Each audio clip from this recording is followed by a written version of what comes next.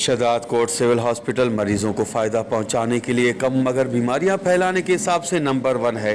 कोई भी शहरी एक मर्ज ख़त्म करने के इलाज के लिए आता है तो और कई अमराज साथ ले जाता है।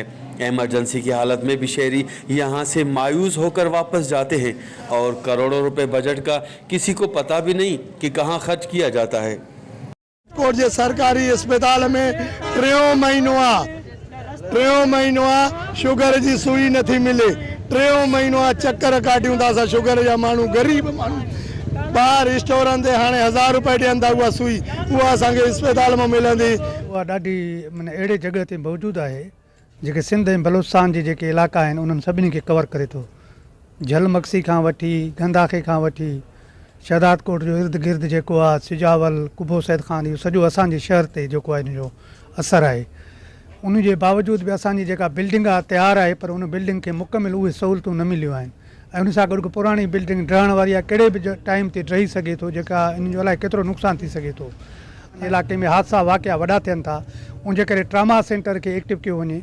उन सां गॾोगॾु असां वटि वॾे में वॾी जेका शइ आहे उहा इहा आहे त असांजे इलाइक़े में जेके दिलि जा मरीज़ इलाही अचनि था, जेके उते पहुची नथा सघनि, लाणकाने ताईं विच में ई फोत थी था वञनि। उनजे करे जेका NICVD जी कम अज़ कम चेस्ट पेन जेको आहे यूनिट ठाहियो वञे, कम अज़ कम जेसि तक NICVD ठहे तेसि ताईं उन जे अंदरि ठाहियो वञे ऐं उन सां गॾु जेके असां वटि शुगर जा मरीज़ आहिनि ॿिया आहिनि उनखे रेगुलर जेके या हेपेटाइटिस आहे उनखे रेगुलर हिते कोर्सिस मिलणु घुरिजनि, पर उहो कोन था मिलनि।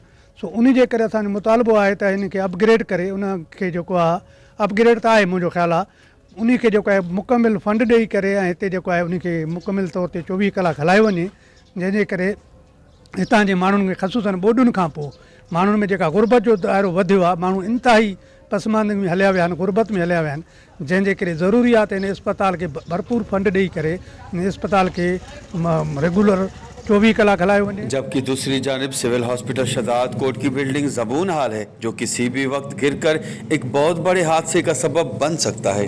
कैमरा टीम के साथ गुलाम अली ब्रावई, वश TV शदात कोट।